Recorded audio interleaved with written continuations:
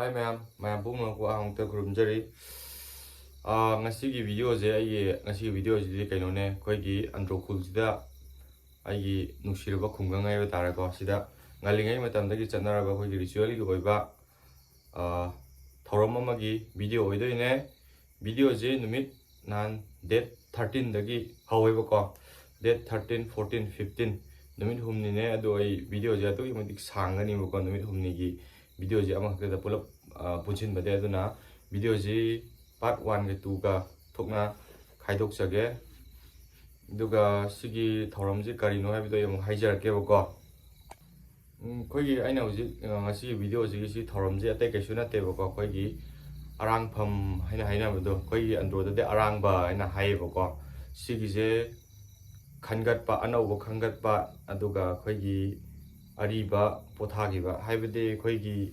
khulsi khoi andro gi oina arang ba je ai adum arang ba haijar ge ko khoi andro de arang ba ina haine ko aduna adum arang ba ina haijar ge sigi khangat pa haibede khoi gi sahi nupa macha je sahi tara ga tare trai pan surakpa gi any family andro gi khulsi khoi gi khulsi gi seba to bo yaw ba haibe tare ko adugi nupa macha sahi tara trai pan je de gi selection process ama leiba ko arang ba natragana pujari oidoiba pujari gi khoi yamba pujari singi de date 5 ta loigre moi gi de adugi de ai video lobugi khudong jab do leitabata gi khudong jab haibide ai personal problem kha leibide gi chatpa ngam hodre bo ko adugi de lo hodre aduga ai sang so arang bo yebo ko ai ji sahi taruk ki mamang da khangre ai gi selection tawgi matam do yam kuigre tare sahi taruk tare ki mang khangre bo ko aduga handak ki jo mu nau sahi ahum leiraga khalle si khanbagi khoi gi arang ba anau ba khangat pa adugi ari ba potha je ari anau sinaba na jo hainai aduga arang ba chamin na ba na jo dumana haye ko sigi si kamai tawuno haiba matam da khoi gi andro khul sida luhong bo oiro adugi phiroi sorat sigi da arang bana kano tawba thau singje khoi atopa mafam da de aina sum khangjabada paisa gi taraga ne edana adu khoi andro de adu leite paisa gi nek te ko khoi gi khul gi oina tongana leijaiba khul gi oina tongana leibasi compulsory ne hoi khoi gi mioi mi duna khara sum aina phatana haiba natte ko disable gumba adugi khara kano tawbo erga de moi kano to honde bo ko moi da awa bo ega do ne na aduna sigi poche kama hedino yam koi da bida dum samjil lage ko khoi gi sahi tra trai pan hek subaga arang ba natraga pujari ani jimnu da ama khan dene go imung ama da machimna nupa family da ani yarga de nupa ji amana arang bo ni amana pujari hoini ko adu oi da buji awe pulap na arang bang to oi buji awe pujari to oi buji awe ko adu bude adu arang bo ma thau sina paisa gi natte ko any phiroi natraga sora natraga luhong bada khoi gi yumbu sina sigi aigi sigi thabak thorom sigi arang bo bio hena lakte ne aduda hiktok pa yade ai chalo hebe yade hoi aigi personal problem ana ye kai leiraga de kai thok pa yaiba ko adu natraga de yade ba aduga pujari sina khoi gi ani khul sigi sorat oro phiroi oro sigi da khoi gi thong ba thak pa mayam gi seba tawbi bai tare tasenga ge de khul gi seba ne bo arang bo jo pujari jo anima du sida aina ekta chatning de na ka leithok pa yade bo khoi gi khul gi oina haiba tare ko leithok yade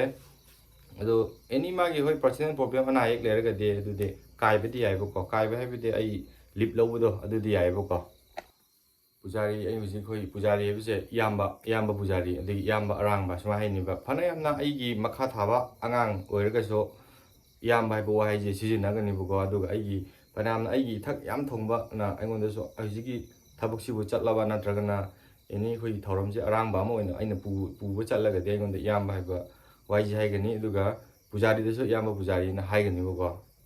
sumaina leye adu sigi process e ai video jida dum ucharake bo ko khoi anau bo khangat pa singje isai sakto ne bo ko khoi ngali ne matam da ki chanarak pane isai sakpa je isai sani ne pangek ta sakba yade bo ko khoi isai saktingai da haige da wa adu isai loye kan da haige da wa su lei bo ko isai saktingai da yamba sing isai haujarage ha sumai haigani ko aduga isai losilak pa de jo yama sing isai losin jarage te hena suma haigani ba sigi wahai aniji haidragadi magi isai sakpaji amuk nauna amuk sandaine ba aduga hanjin hanjin soiragadi adugi punishment jo leibako aduga isai sakpaje sigi isai saktragadi pujari oiro arang boiro sigi aigi phamje sidagi aiji pothaba yadeba isai saktragadi pothabji yadaba ado mayam ai ka haitare aisu sum khulgi oiba thabaknena aina wangang soiba landasu yaudana bade honajai aisu yam kana ahal laman singda hangaga tawjabane adu soiba landa yaursu ngakpigani aina yam kije hebe tare kije hebede ꯑꯩꯈꯣꯏꯒꯤ ꯈꯨꯜꯒꯤ ꯑꯣꯏꯕ ꯊꯕꯛꯅꯦꯅꯀꯣ ꯑꯩꯅ ꯈꯤꯇꯪ ꯑꯩ ꯑꯃꯅ ꯁꯣꯏꯈꯤꯕꯁꯤꯗ ꯃꯤ ꯃꯌꯥꯝꯅ ꯂꯥꯟꯅ ꯆꯠꯈꯤꯗꯣꯏꯅꯦꯕꯀꯣ ꯑꯗꯨꯅ ꯑꯩꯅꯁꯨ ꯀꯤꯖꯕ ꯑꯗꯨꯒꯤꯅꯦ ꯑꯗꯣ ꯃꯌꯥꯝ ꯚꯤꯗꯤꯑꯣꯁꯤ ꯑꯗꯨꯝ ꯌꯦꯡꯃꯤꯟꯅꯔꯁꯦ ꯑꯗꯣ ꯑꯩꯅ ꯉꯁꯥꯏ ꯍꯥꯏꯖꯕꯗꯣ ꯑꯩꯈꯣꯏꯒꯤ ꯈꯟꯕꯒꯤ ꯄ꯭ꯔꯣꯁꯦꯁꯁꯦ ꯑꯗꯨꯝ ꯀꯝꯄꯜꯁꯔꯤꯅꯀꯣ ꯏꯃꯨꯡ ꯑꯃꯗ ꯑꯩꯈꯣꯏꯒꯤ ꯑꯟꯗ꯭ꯔꯣꯒꯤ ꯈꯨꯜꯁꯤꯒꯤ ꯁꯦꯕꯥ ꯇꯧꯕ ꯌꯥꯎꯕ ꯍꯥꯏꯕ ꯇꯥꯔꯦꯀꯣ ꯏꯃꯨꯡ ꯑꯃꯗ ꯑꯦꯅꯤ ꯅꯨꯄꯥ ꯃꯆꯥ ꯑꯃꯁꯤ ꯆꯍꯤ 13 15 ꯍꯦꯛ ꯁꯨꯒꯠꯂꯛꯄꯒ ꯃꯥꯒꯤ ꯑꯔꯥꯡꯕ ꯅꯠꯇ꯭ꯔꯒ ꯄꯨꯖꯥꯔꯤ ꯑꯅꯤꯁꯤ ꯃꯅꯨꯡꯗ ꯑꯃꯗꯤ ꯀꯝꯄꯜꯁꯔꯤ ꯑꯗꯨꯝ ꯁꯦꯂꯦꯛꯁꯟꯒꯤ ꯂꯥꯛꯀꯅꯤꯕꯀꯣ ꯁꯤꯗ ꯈꯨꯜꯗꯒꯤ ꯂꯥꯛꯇꯣꯏꯅꯦꯕꯀꯣ ꯁꯦꯂꯦꯛꯁꯟ ꯇꯧꯕꯁꯦ ꯑꯗꯨꯗ ꯑꯗꯨꯝ ꯃꯥꯁꯦ ꯑꯣꯏꯗꯣꯏꯅꯦ ꯑꯔꯥꯡꯕ ꯅꯠꯇ꯭ꯔꯒ ꯄꯨꯖꯥꯔꯤꯁꯦ ꯑꯗꯨꯒ ꯃꯥꯒꯤ ꯊꯕꯛ ꯊꯧꯔꯝꯁꯦ ꯑꯦꯅꯤ ꯐꯤꯔꯣꯏ ꯑꯣꯏꯔꯣ ꯁꯣꯔꯥꯠ ꯑꯣꯏꯔꯣ ꯂꯨꯍꯣꯡꯕ ꯑꯣꯏꯔꯣ ꯌꯨꯝꯕꯨꯗꯨꯅ ꯁꯨꯃꯥꯏꯅ ꯍꯥꯏꯔꯛꯀꯅꯤ ꯑꯩꯒꯤ ꯁꯤꯒꯤ ꯉꯁꯤꯒꯤ ꯑꯔꯥꯡꯕ ꯑꯣꯏꯕꯤꯌꯣ ꯑꯗꯨ ꯑꯣꯏꯕꯤꯌꯣ ꯍꯥꯏꯅꯀꯣ ꯄꯨꯖꯥꯔꯤ ꯑꯣꯏꯕ ꯈꯣꯠꯄ ꯍꯥꯏꯅꯀꯣ ꯑꯩꯁꯨ ꯃꯤꯒꯤ ꯐꯤꯔꯣꯏ ꯁꯣꯔꯥꯠ ꯆꯠꯄ ꯌꯥꯎꯋꯦꯕꯀꯣ ꯑꯗꯨꯝ ꯑꯩꯅ ꯑꯔꯥꯡꯕ ꯑꯣꯏꯅ ꯆꯠꯇꯣꯏꯅꯦ ꯁꯤꯗ ꯑꯅꯧꯕ ꯅꯧꯅ ꯈꯪꯒꯠꯂꯛꯄ ꯁꯤꯡꯁꯤꯅ ꯑꯃꯨꯛ ꯈꯤꯇꯪ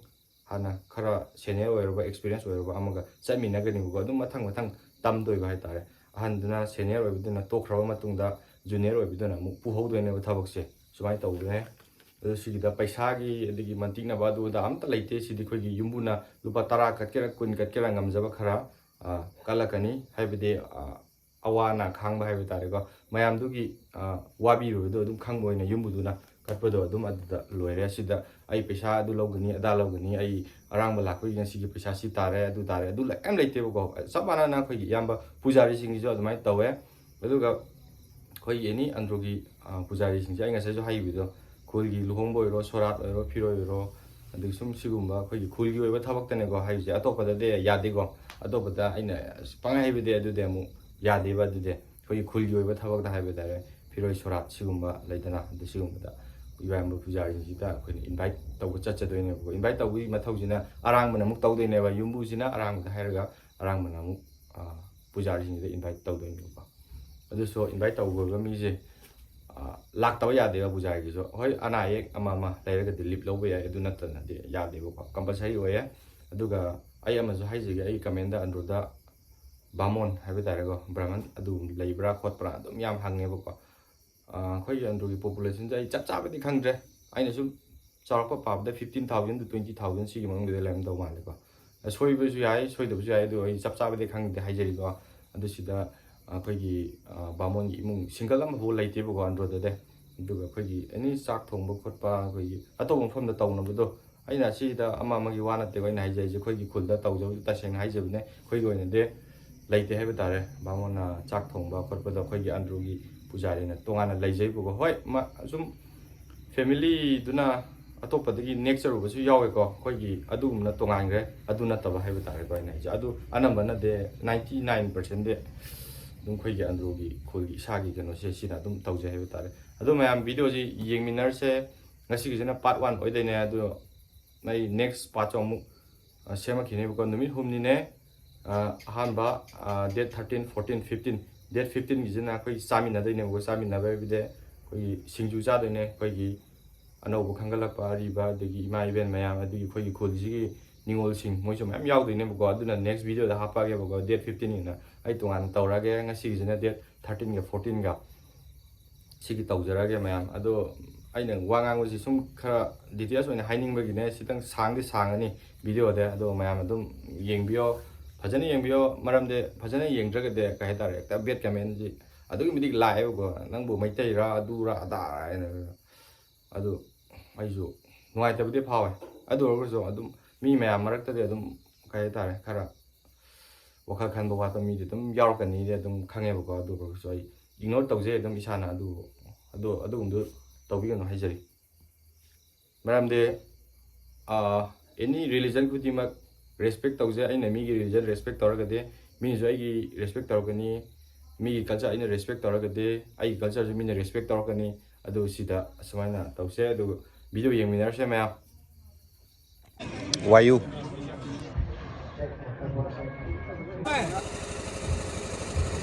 Orang ngomong na lagi.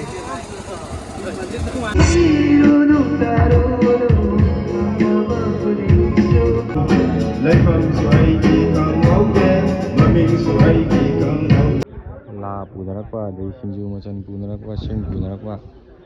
ꯃꯥꯒꯤ ꯃꯥꯒꯤ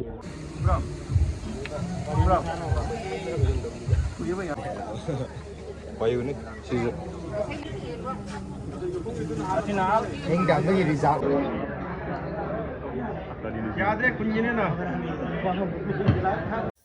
ꯑꯗꯣ ꯃꯌꯥꯝ ꯚꯤꯗꯤꯑꯣꯁꯦ ꯍꯧꯗ꯭ꯔꯤꯉꯩꯗ ꯑꯦꯠꯁ ꯃꯆꯥ ꯑꯃꯈꯛ ꯍꯥꯞꯆꯒꯦꯕꯀꯣ ꯑꯇꯩꯒꯤ ꯅꯠꯇꯦ ꯑꯩꯈꯣꯏ ꯑꯦꯟꯗ꯭ꯔꯣꯏꯗ ꯃꯅꯨꯡꯗ ꯌꯨꯁ ꯑꯥꯏꯐꯣꯟ ꯑꯗꯨꯒ ꯑꯦꯟꯗ꯭ꯔꯣꯏꯗ ꯑꯗꯨꯝ ꯏꯅꯥꯎ ꯑꯃꯅ ꯃꯥꯒꯤ ꯑꯅꯧꯕ ꯏꯁꯇꯣꯔ ꯑꯃ ꯍꯥꯡꯉꯦꯀꯣ ꯑꯗꯨꯒꯤ ꯃꯇꯥꯡꯗ ꯁꯤꯗ ꯑꯟꯗ꯭ꯔꯣꯒꯤ ꯃꯩ ꯍꯧꯐꯝꯗꯨ ꯂꯩꯔꯦꯀꯣ ꯁꯤꯁꯦ ꯁꯤꯗꯒꯤ ꯁꯣꯝ ꯆꯠꯇꯣꯏꯅꯦ ꯃꯃꯥꯡ ꯂꯩꯀꯥꯏꯔꯣꯝꯗ ꯁꯤꯗ ꯄꯥꯟꯅꯝ ꯒꯥꯔꯗꯦꯟ ꯍꯥꯏꯒꯠꯄꯒꯤ ꯍꯦꯛ ꯑꯣꯄꯣꯖꯤꯠ ꯂꯩꯔꯛꯇꯣ ꯃꯈꯥꯔꯣꯝꯗ ꯁꯣꯝꯗ ꯊꯧꯗꯣꯏꯕ ꯁꯤꯗ ꯑꯟꯗ꯭ꯔꯣꯒꯤ ꯂꯥꯏꯕ꯭ꯔꯦꯔꯤ ꯂꯩꯕꯗꯣ ꯑꯗꯨꯒꯤ ꯃꯈꯥ ꯁꯤ ꯑꯗꯨꯝ ꯊꯧꯗꯣꯏꯅꯦ ꯃꯥꯏ ꯏꯁꯇꯣꯔꯁꯦ ꯃꯌꯨꯝꯗꯅꯦ ꯑꯩ ꯍꯧꯖꯤꯛ ꯀꯨꯝꯃꯛꯄ ꯂꯝꯕꯤꯗꯣ ꯁꯤ ꯁꯨꯝ ꯀꯨꯝꯃꯛꯑꯅꯤꯀꯣ ꯑꯗꯨꯒ ꯁꯤꯗ ꯂꯩꯔꯦ ꯃꯐꯝꯗ ꯌꯥꯝ ꯂꯥꯏ ꯈꯪꯅꯤꯗ ꯑꯩꯈꯣꯏꯒꯤ ꯄꯥꯟꯅꯝ ꯒꯥꯔꯗꯦꯟꯒꯤ ꯍꯦꯛ ꯑꯣꯄꯣꯖꯤꯠ ꯂꯩꯔꯛꯇꯣ ꯄꯥꯟꯅꯝ ꯒꯥꯔꯗꯦꯟ ꯆꯠꯄꯒꯤ ꯃꯈꯥꯔꯣꯝ ꯊꯧꯗꯔꯛꯀꯗꯧꯕ ꯑꯗꯨ ꯁꯣꯝꯗꯁꯨ ꯁꯤ ꯌꯧꯗ꯭ꯔꯤꯉꯩꯗ ꯁ꯭ꯋꯥꯏꯗ ꯁꯤ ꯂꯩꯔꯦ ꯍꯧꯕꯗ ꯉꯥꯏꯔꯤꯕꯅꯦꯀꯣ ꯃꯥꯒꯤꯁꯤ ꯁꯤꯗ 13 ꯂꯩꯔꯦ ꯑꯗꯩ 11 ꯑꯗꯒꯤ ꯑꯇꯣꯞꯄꯁꯨ ꯁꯤꯗ ꯂꯩꯁꯦ ꯁꯤ ꯈꯛꯇ ꯅꯠꯇꯦꯕꯀꯣ ꯂꯩꯗꯣꯏꯁꯦ ꯑꯇꯣꯞꯄꯁꯨ ꯑꯗꯨꯝ ꯃꯌꯥꯝꯅ ꯄꯥꯝꯕꯤꯕꯗꯣ ꯁꯤ ꯄꯥꯝꯃꯦ ꯍꯥꯏꯕꯗꯣ ꯃꯉꯣꯟꯗ ꯍꯥꯏꯐꯦꯠ ꯍꯥꯏꯕꯤꯔꯒ ꯑꯗꯨꯝ ꯃꯥꯅ ꯂꯣꯏꯅꯃꯛ ꯑꯦꯕꯥꯏꯂꯦꯕꯜ ꯑꯣꯏꯍꯜꯂꯛꯀꯅꯦꯕꯀꯣ ꯑꯗꯣ 13ꯁꯦ ꯅꯪ ꯄ꯭ꯔꯥꯏꯁ ꯀꯌꯥꯗꯩ ꯍꯧꯒꯦ ꯕꯦꯇ꯭ꯔꯤ ꯍꯦꯜꯒꯤ ꯃꯇꯨꯡ ꯏꯟꯅꯕꯨꯗꯤ ꯂꯩꯔꯝꯒꯅꯤ ꯑꯗꯨꯒꯤ ꯕꯦꯇ꯭ꯔꯤ ꯍꯦꯜꯒꯤ ꯃꯇꯨꯡ ꯏꯟꯅ ꯂꯩꯌꯦ ꯑꯗꯨꯝ ꯀꯟꯗꯤꯁꯟꯒꯤ ꯃꯇꯨꯡ ꯏꯟꯅꯀꯣ ꯀꯟꯗꯤꯁꯟꯅ ꯕꯦꯇ꯭ꯔꯤ ꯍꯦꯜ 85 ꯄ꯭ꯂꯁꯇꯒꯤ ꯍꯧꯕ ꯄ꯭ꯔꯥꯏꯁ ꯁ꯭ꯇꯥꯔꯇꯤꯡ ꯄ꯭ꯔꯥꯏꯁ ꯍꯥꯏꯔꯒꯗꯤꯀꯣ 29K ꯗꯒꯤ ꯑꯗꯨꯝ ꯍꯧꯋꯦ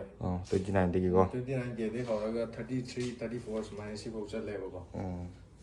ꯌꯥꯏ ꯑꯗꯨ ꯃꯌꯥꯝ ꯁꯤꯒꯤ ꯏꯟꯁꯇꯥꯁꯤ ꯐꯣꯂꯣ ꯇꯧꯁꯤꯟꯕꯤꯔꯣ ꯑꯗꯨꯒ ꯀꯟꯇꯦꯛ ꯇꯧꯁꯤꯟꯕꯤꯔꯣ ꯀꯟꯇꯦꯛ ꯅꯝꯕꯔꯁꯨ ꯍꯥꯞꯆꯔꯕꯅꯦ ꯑꯗꯣ 14 15 ꯌꯨꯁ ꯂꯣꯏ ꯐꯪꯒꯅꯤ ꯑꯗꯨꯝ ꯍꯥꯟꯅ ꯕꯨꯛ ꯇꯧꯁꯤꯟꯕꯤꯔꯣ ꯑꯗꯨꯒ ꯂꯧꯕꯤꯔꯣ ꯁꯤ ꯃꯥꯒꯤ ꯏꯟꯁꯇꯥ ꯄꯦꯖꯁꯨ ꯍꯥꯞꯆꯔꯕꯅꯦ ꯑꯗꯨ ꯃꯌꯥꯝ ꯑꯩꯒꯤ ꯚꯤꯗꯤꯑꯣ ꯑꯃꯨꯛ ꯍꯧꯖꯔꯒꯦ ꯀꯩꯅꯣꯁꯦ ꯉꯁꯤꯗꯩ ꯍꯧꯔꯅꯤꯕꯀꯣ ꯑꯗꯣ ꯑꯁꯦꯡꯕ ꯑꯩꯈꯣꯏꯒꯤ ꯉꯁꯤꯗꯩ ꯍꯧꯗꯣꯏꯅꯦ ꯑꯗꯨꯒ ꯃꯦꯟ ꯑꯣꯏꯕ ꯀꯩꯅꯣꯗꯤ ꯇꯥꯡ 15ꯗ ꯇꯧꯗꯣꯏꯅꯦꯕꯀꯣ ꯑꯗꯣ ꯉꯁꯤꯗꯩ ꯍꯧꯗꯣꯏꯅꯦ ꯀꯃꯥꯏ ꯇꯧꯕꯅꯣ ꯑꯗꯨꯁꯨ ꯎꯠꯂꯛꯀꯦ ꯁꯤꯅ ꯁꯤꯡꯖꯨꯒꯤ ꯀꯩꯅꯣꯅꯦ ꯀꯣꯝꯄ꯭ꯔꯦꯠ ꯃꯤꯁꯦ ꯃꯥꯒꯤ ꯃꯁꯤꯟ ꯂꯣꯏꯅ ꯂꯩꯕꯀꯣ ꯀꯣꯝꯄ꯭ꯔꯦꯠ ꯄꯨꯕ ꯑꯗꯒꯤ ꯂꯥ ꯄꯨꯕ ꯁꯤꯡ ꯄꯨꯕ ꯑꯗꯣ ꯑꯩꯒꯤꯗꯤ ꯀꯣꯝꯄ꯭ꯔꯦꯠ ꯄꯨꯕ ꯊꯥꯏꯌꯦꯕꯀꯣ ꯑꯗꯨ ꯁꯤꯁꯦ ꯑꯩꯒꯤꯁꯤ ꯄꯨꯗꯣꯏꯅꯦ ꯉꯁꯤ ꯂꯣꯏ ꯄꯨꯈꯠꯇꯣꯏꯅꯦꯕꯀꯣ ꯑꯗꯣ ꯑꯗꯨꯝ ꯑꯩ ꯃꯊꯪ ꯎꯠꯆꯔꯛꯀꯦ ꯀꯃꯥꯏ ꯇꯧꯕ ꯊꯧꯔꯝꯅꯣꯗꯣ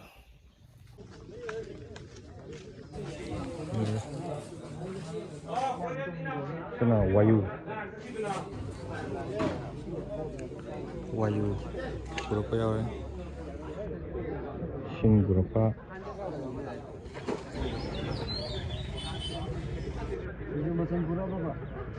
ꯁꯤꯅ ꯄꯨꯔꯛꯄ ꯃꯤꯈꯩ ꯃꯥꯏ ꯂꯩꯀꯥꯏꯒꯤ ꯄꯥꯎꯈꯣꯜꯂꯣꯏꯅ ꯃꯤꯡ ꯏꯁꯤꯟꯕ ꯄꯨꯔꯛꯇꯕ ꯀꯥꯡꯕꯨꯗꯤ ꯑꯃꯨꯛ ꯍꯣꯔꯦꯟ ꯐꯥꯏꯟ ꯇꯥꯗꯣꯏꯅꯤ ꯂꯥꯛꯇꯕꯁꯨ ꯃꯔꯝ ꯆꯥꯔꯕꯗꯤ ꯌꯥꯏ ꯃꯔꯝ ꯆꯥꯗ꯭ꯔꯗꯤ ꯌꯥꯗꯦ ꯂꯥ ꯄꯨꯅꯔꯛꯄ ꯑꯗꯩ ꯁꯤꯡꯖꯨ ꯃꯆꯜ ꯄꯨꯅꯔꯛꯄ ꯁꯤꯡ ꯄꯨꯅꯔꯛꯄ ꯃꯥꯒꯤ ꯄꯥꯂꯤ ꯍꯥꯏꯇꯥꯔꯦ ꯃꯥꯏ ꯃꯁꯤꯟ ꯍꯥꯏꯇꯥꯔꯦ ꯑꯗꯨꯁꯤꯡꯗꯨꯅ ꯄꯨꯅꯔꯛꯏ ꯃꯌꯥꯝꯁꯦ ꯍꯌꯦꯡ ꯇꯥꯡ 15ꯗ ꯆꯥꯃꯤꯟꯅꯕ ꯅꯨꯃꯤꯠꯇ ꯁꯤꯖꯤꯟꯅꯅꯕꯅꯤ ꯃꯌꯥꯝꯁꯦ ꯉꯁꯤꯗꯩ ꯑꯗꯨꯝ ꯍꯧꯔꯅꯤꯀꯣ ꯁꯤꯖꯤꯟꯅꯕꯕꯨꯗꯤ ꯂꯥꯛꯒꯕꯨ ꯂꯥꯛꯈ꯭ꯔꯦ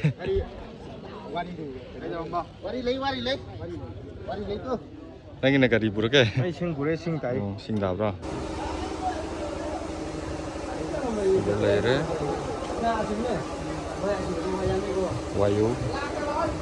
ꯁꯤꯅ ꯁꯤꯡꯖꯨ ꯃꯆꯜ ꯀꯩꯀꯩ ꯂꯣꯏ ꯌꯥꯎꯔꯦ ꯂꯥ ꯌꯥꯎꯔꯦ ꯁꯤꯅ ꯑꯩꯅ ꯉꯁꯥꯏ ꯍꯥꯏꯖꯕꯗꯣ ꯑꯗꯨꯒꯤ ꯃꯐꯝ ꯍꯥꯏꯕꯗꯤ ꯏꯁꯩ ꯁꯛꯐꯝꯅꯦꯕꯀꯣ ꯑꯩꯈꯣꯏꯒꯤ ꯏꯌꯥꯝꯕ ꯑꯔꯥꯡꯕꯁꯤꯡ ꯑꯅꯧꯕ ꯈꯟꯒꯠꯄ ꯑꯗꯒꯤ ꯍꯥꯟꯅ ꯁꯛꯍꯧꯗꯕ ꯑꯔꯤꯕ ꯇꯣꯛꯈꯤꯒꯗꯧꯕꯁꯤꯡꯗꯣ ꯑꯗꯨꯒꯤ ꯏꯁꯩ ꯁꯛꯐꯝꯅꯦꯕ ꯁ꯭ꯋꯥꯏꯁꯤꯗ ꯏꯁꯩ ꯁꯛꯇꯣꯏꯅꯦ ꯂꯥꯛꯑꯣ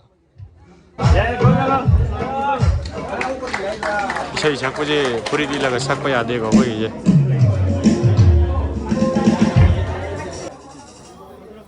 ꯁꯤꯗ ꯍꯧꯖꯤꯛ ꯊꯣꯛꯂꯛꯏꯁꯦ ꯍꯟꯗꯛ ꯅꯧꯅ ꯈꯟꯒꯠꯄ ꯑꯣꯏꯗꯣꯏꯅꯦꯕꯀோ ꯑꯗꯣ ꯑꯩꯈꯣꯏꯒꯤ ꯁꯤꯒꯤ ꯊꯧꯔꯝꯁꯤꯒꯤꯁꯨ ꯑꯍꯥꯟꯕ ꯏꯁꯩ ꯁꯛꯄ ꯑꯣꯏꯗꯣꯏꯅꯦ ꯑꯗꯨꯒ ꯑꯩꯈꯣꯏ ꯏꯁꯩ ꯁꯛꯄ ꯀꯥꯔꯛꯄꯁꯨ ꯍꯦꯛꯇ ꯆꯪꯁꯤꯜꯂꯒ ꯃꯥꯏꯀ꯭ꯔꯣꯐꯣꯟ ꯊꯥꯛ ꯂꯥꯎ ꯄꯥꯏꯔꯒ ꯁꯛꯄ ꯌꯥꯗꯦꯕꯀꯣ ꯍꯥꯟꯅ ꯂꯩꯔꯝꯃꯤꯕ ꯑꯍꯜ ꯂꯃꯟꯁꯤꯗ ꯐꯖꯅ ꯈꯨꯔꯨꯝꯃꯒ ꯑꯗꯒꯤ ꯊꯧꯒꯜꯂꯣꯟ ꯕꯦꯕꯥꯔ ꯐꯖꯅ ꯎꯠꯂꯕ ꯃꯇꯨꯡꯗ ꯁꯛꯇꯣꯏꯅꯦꯕ.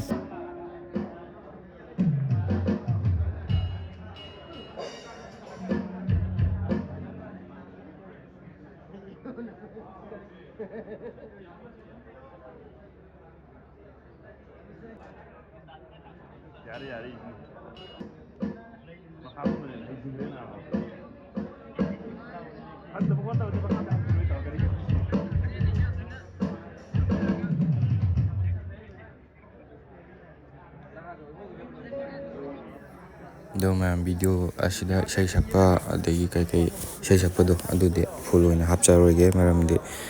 ꯏꯁꯩ ꯁꯛꯄꯗꯣ ꯐꯨꯜ ꯑꯣꯏꯅ ꯍꯥꯞꯄꯒ ꯂꯩꯔꯒꯗꯤ ꯚꯤꯗꯤꯑꯣꯁꯦ ꯑꯗꯨꯛꯀꯤ ꯃꯇꯤꯛ ꯁꯥꯡꯉꯅꯦꯕꯀꯣ. ꯎꯅ ꯎꯅ ꯇꯥꯝꯅꯔ ꯄꯨꯟꯁꯤꯅꯤ, ꯁꯛꯈꯪꯅꯗꯕ ꯂꯝ ꯂꯥꯟꯕ ꯄꯨꯟꯁꯤꯅꯤ, ꯙꯔꯃꯒꯤ ꯋꯥꯡꯈꯨꯅꯤ ꯑꯩꯅ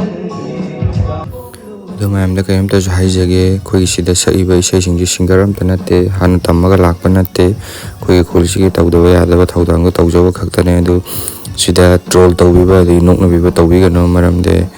ꯑꯩꯈꯣꯏꯒꯤ ꯑꯁꯤꯒꯤ ꯚꯤꯗꯤꯑꯣꯁꯤꯗꯒꯤ ꯀ꯭ꯂꯤꯞ ꯃꯇꯦꯛ ꯂꯧꯊꯣꯛꯑꯒ ꯇ꯭ꯔꯣꯜ ꯇꯧꯕꯤꯕ, ꯔꯤꯑꯞꯂꯣꯗ ꯇꯧꯔꯒ ꯅꯣꯛꯅꯕꯤꯕ ꯑꯗꯨꯒꯨꯝꯕꯗꯣ ꯑꯝꯇ ꯇꯧꯕꯤꯗꯅꯕ ꯍꯥꯏꯖꯔꯤ.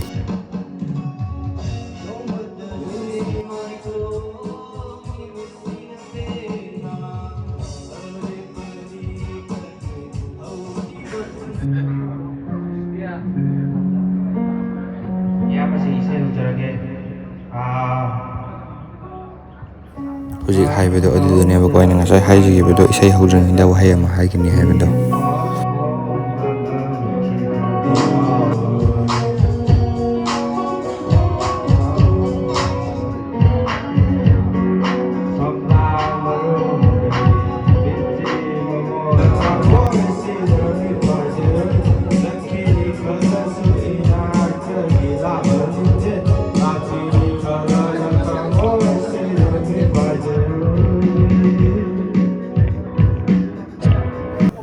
ꯑꯩꯈꯣꯏꯒꯤ ꯁꯤꯒꯤ ꯏꯁꯩ ꯁꯛꯄꯁꯤ ꯍꯦꯛ ꯂꯣꯏꯕꯒ ꯏꯁꯩ ꯁꯛꯄ ꯂꯣꯏꯔꯦꯅ ꯁꯠ ꯂꯥꯎꯅ ꯆꯠꯈꯤꯕ ꯌꯥꯗꯦꯕꯀꯣ. ꯅꯦꯛꯁ ꯁꯛꯀꯗꯧꯕꯗꯨ ꯆꯪꯉꯛꯄ ꯉꯥꯏꯔꯒ ꯐꯖꯅ ꯈꯨꯔꯨꯝꯅꯔꯒ ꯑꯗꯨꯃꯥꯏꯅ ꯇꯧꯔꯒ ꯏꯁꯩ ꯁꯛꯄ ꯂꯣꯏꯔꯒ ꯊꯣꯛꯂꯛꯇꯣꯏꯅꯦꯕꯀꯣ.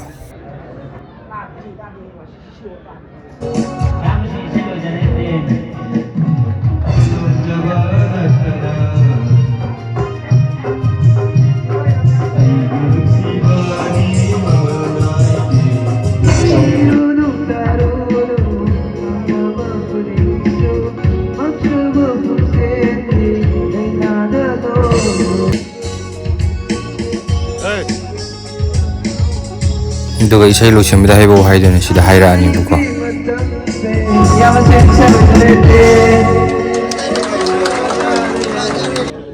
ꯁꯗꯥꯅꯟꯗ ꯊꯣꯛꯂꯛꯈ꯭ꯔꯦ ꯍꯟꯗꯛꯇꯤ. ꯂꯝꯊꯥꯕꯣꯡ ꯁꯗꯥꯅꯟꯗ.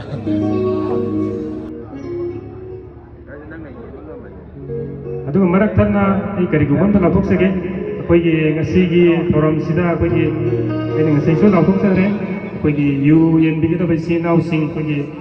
ꯁꯣꯛꯇ ꯍꯥꯏꯔꯒꯗꯤ 1999ꯒꯤ ꯃꯈꯥꯗ ꯂꯩꯕꯁꯤꯡ, ꯁꯤꯟꯊꯥꯗ ꯑꯩꯈꯣꯏ ꯁꯤꯡ ꯆꯟꯕ ꯏꯔꯣꯏ ꯏꯅꯥꯎꯁꯤꯡꯅ ꯉꯁꯤꯒꯤ ꯌꯨ ꯌꯦꯟꯕꯒꯤ ꯊꯧꯒꯜꯁꯤꯕꯨ ꯇꯧꯕꯤꯅꯕ ꯅꯤꯡꯁꯤꯡꯖꯔꯤ. ꯑꯃꯨꯛ ꯍꯟꯅ ꯅꯤꯡꯁꯤꯡꯖꯒꯦ, ꯑꯩꯈꯣই ꯉꯁꯤꯒꯤ ꯊꯧꯔꯝꯁꯤꯗ ꯌꯨ ꯌꯦꯟꯕꯤꯒꯗꯕ ꯏꯆꯤꯜ ꯏꯅꯥꯎꯁꯤꯡꯒꯤ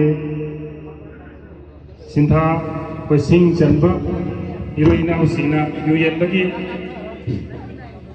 ꯊꯧꯒꯜꯁꯤꯕꯨ ꯇꯧꯕꯤꯅꯕ. ꯏꯌꯥꯝꯕꯁꯤꯡ ꯏꯁꯩ ꯍꯧꯖꯔꯒꯦ.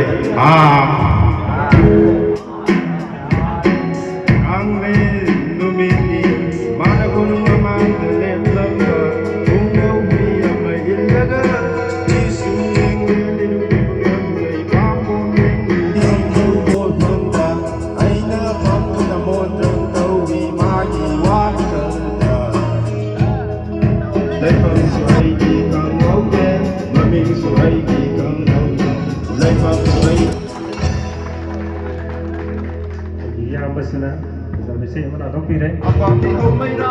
ꯏꯁꯥ ꯃꯥꯡꯗ ꯖꯒꯣꯏ ꯁꯥꯔꯝ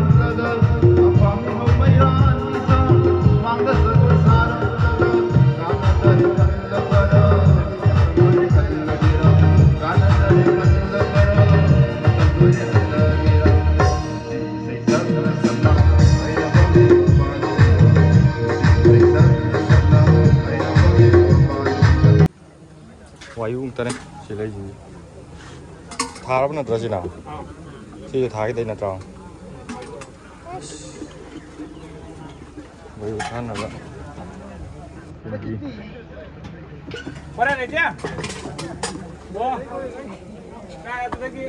sida leiriba yoi yamba arang basina moijina wayu yen bagi machine dai ba ko adu moini yen doine mayam ji si yen machine ko gi mayam ji khara junior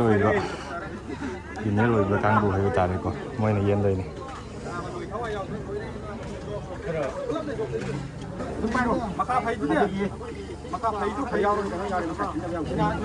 wayu jing na ba sina yu yen na ba ready som manu ngam na isai chauri du mayam si gi wayu hebe yu ji de athum bane ba ko nisha pan ba yu na te ya ka hen thaksil ba de palakani ko adu alcohol gi changa to gi matik yam nem ba keno ne ko hai wayu tha rồi đó đâu đâu đấy wayu tha bo do wayu haiba use jo khoi gi only andro gi special over occasion da ta phange ba ko se adum phangba kanu na te ba simade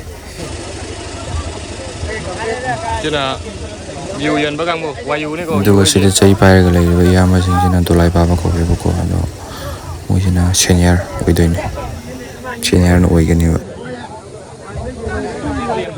au le ra me ne ek ta pai le ra me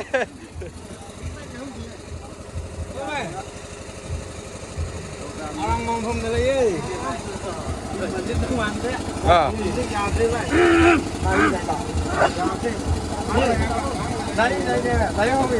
이거 말이지. 와이용 그네시 띵나가 뭐 다도이네. 하행 date 15 거기네시. 시라데 게데 말이지. 로이 시즌나데 싱주 마찬나데 라농기나 싱주 합나 바게 로이 막네시.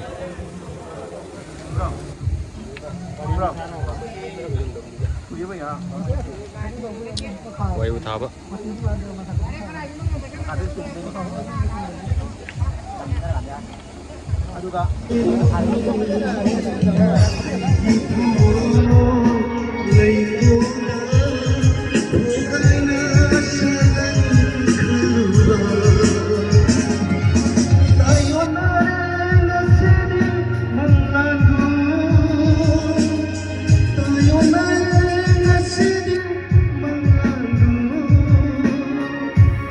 ꯁꯤꯒꯤ ꯏꯁꯩ ꯁꯛꯄꯁꯦ ꯑꯩꯈꯣꯏꯒꯤ ꯍꯥꯟꯅ ꯁꯛꯍꯧꯗꯕꯀꯣ ꯑꯗꯨꯒ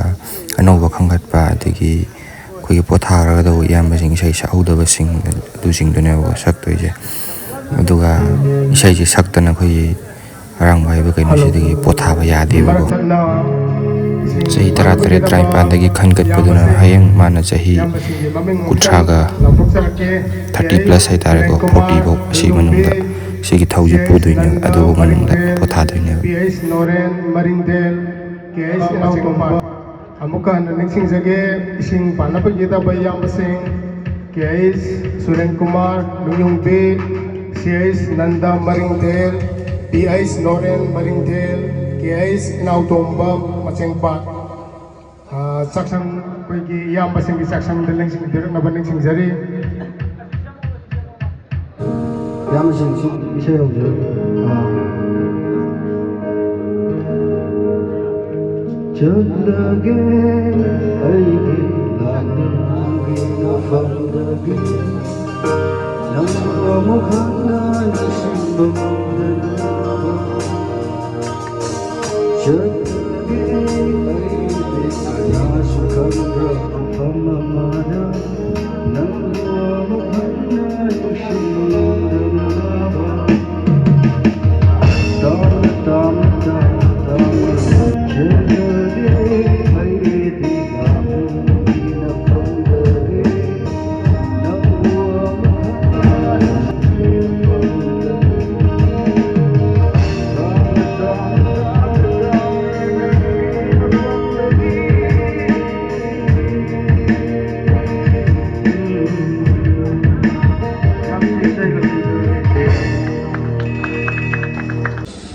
ngasi ende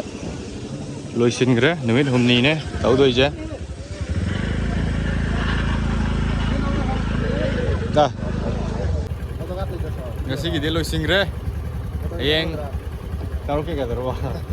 ngasi gide loisin gre to ayeng next video da khara phasana na details to padana sugairaga haibde wari nongli do sugairaga hairaga ngasi na day 2 ne second day kita mai ben ram singju mana ngarang ko la ko jindo si semiyo ko hayeng no za de date 15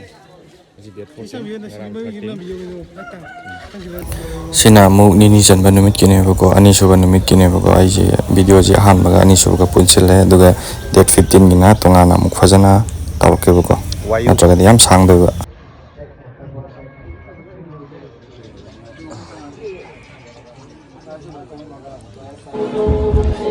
Shevaride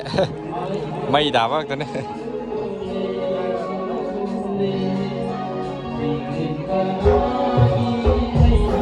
sida yeli bi khoi ju tawre ba khoina khara khoi gi khoina khitang junior ori nge matamda nang sa khiroi dra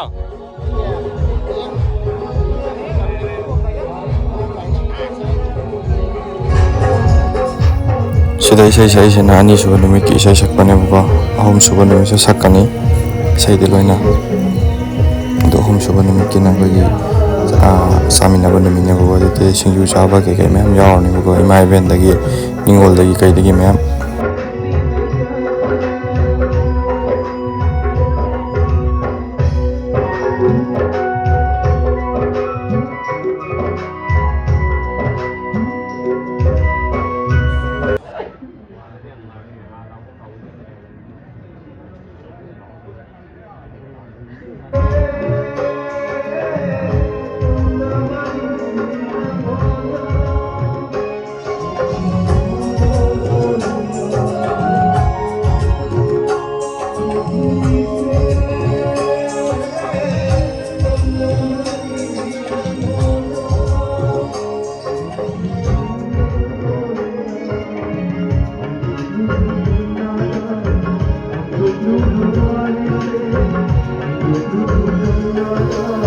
sida laiba mayam je khoi arang ba gi thau pubi ba habi de khul si arang ba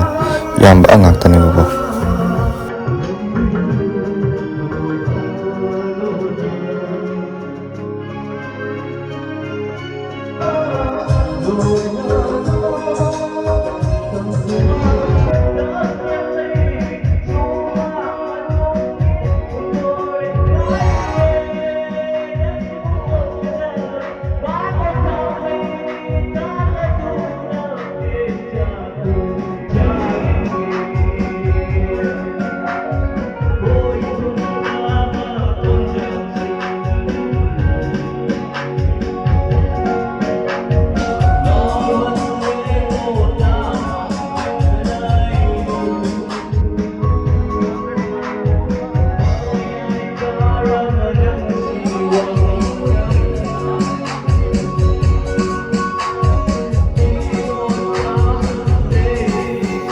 sida yelai sina ko gi wayu athum bedo abedo na ba do khoi andro gi oina de ko sayu je dum khoi gi ritual gi oiba ani kano dum yaur ka la ba ne bo ngal linga metam de gi ana huji pa hapse ne da pam ta hapse lak na te ko thain de gi ngal e metam de gi sa na lak do ado dum ngak na cha cha bai ba tar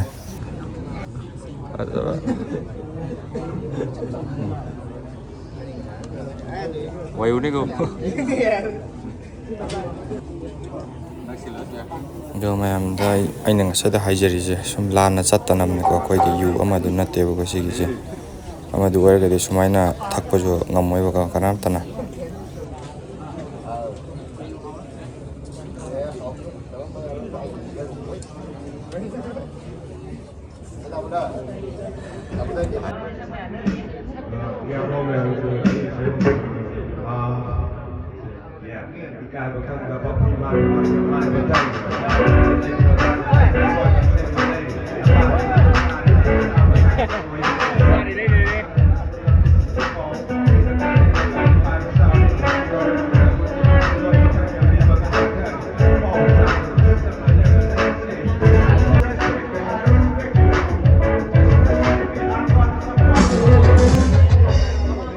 ꯑꯃꯗꯤ ꯈꯔ ꯇꯧꯔꯦꯍꯦ ꯔꯦꯞꯀ ꯊꯤꯗꯔꯦ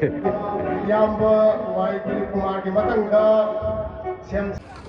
ꯁꯤꯗꯅ ꯁꯤꯡꯖꯨ ꯃꯅꯥ ꯍꯌꯦꯡꯒꯤꯅꯦ ꯁꯦꯝꯃꯤ ꯃꯌꯥꯝꯁꯦ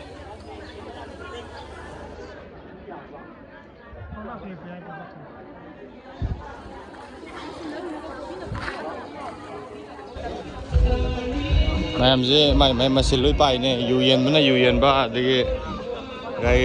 ꯊꯕꯛ ꯏꯟꯈꯥꯡ ꯇꯧꯕ ꯈꯣꯠꯄ ꯑꯃ ꯂꯣꯏꯅ ꯃꯥꯒꯤ ꯏꯁꯩ ꯁꯛꯄꯅ ꯃꯅꯨꯡꯗ ꯀꯟꯅ ꯁꯛꯏ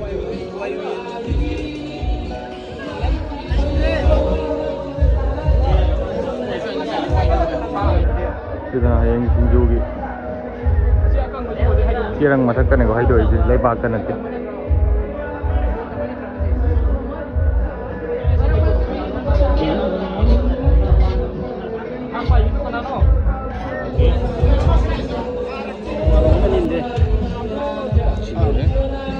ꯁꯣꯝꯗꯁꯤꯅ ꯋꯥꯌꯨ ꯑꯊꯥꯕ ꯁꯤꯗꯒꯤ ꯊꯥꯗꯗꯣꯏꯅꯦ ꯁꯤꯗ ꯁꯤ ꯋꯥꯌꯨ ꯉꯥꯛꯇꯅꯦꯀꯣ ꯃꯌꯥꯝꯁꯦ ꯍꯥꯏ ꯌꯥꯗ꯭ꯔꯦ ꯋꯥꯔꯤ ꯉꯥꯡꯕꯗꯣ ꯂꯣꯏꯔꯦ ꯈꯨꯟꯒꯤ ꯁꯦꯕꯥꯅꯤ ꯈꯟꯗꯣ ꯈꯨꯟꯒꯤ ꯁꯦꯕꯥꯅꯦ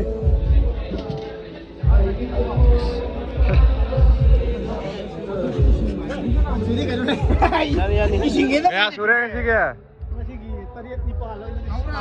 ꯌꯥꯝꯗ꯭ꯔꯤ ꯑꯩꯒꯤꯁꯨ ꯂꯥꯁ ꯑꯃ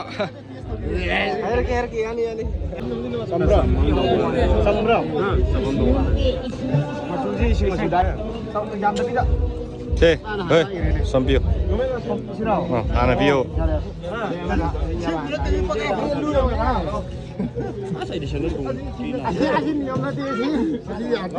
ꯑꯩꯈꯣꯏ ꯃꯇꯝꯗꯗꯤ ꯌꯥꯔꯣꯏ ꯁꯤ ꯄꯀꯥ ꯏꯁꯤꯡ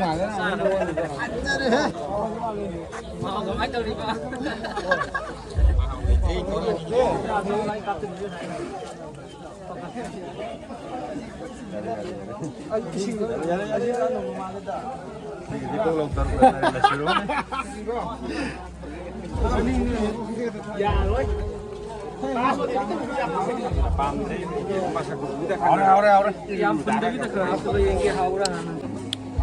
ꯑꯩꯈꯣꯏꯒꯤ ꯄꯨꯔꯦꯟꯒꯤ ꯃꯌꯨꯝꯁꯤ ꯁꯤꯗꯅꯦꯕꯀꯣ ꯑꯩꯈꯣꯏ ꯀꯩꯅꯣ ꯇꯧꯔꯤꯁꯦ ꯄꯨꯔꯦꯜꯒꯤ ꯃꯌꯨꯝꯗꯅꯦ ꯑꯗꯣ ꯍꯌꯦꯡꯗꯤ ꯁꯤꯗ ꯀꯝꯃ꯭ꯌꯨꯅꯤꯇꯤ ꯍꯣꯜ ꯑꯃ ꯂꯩ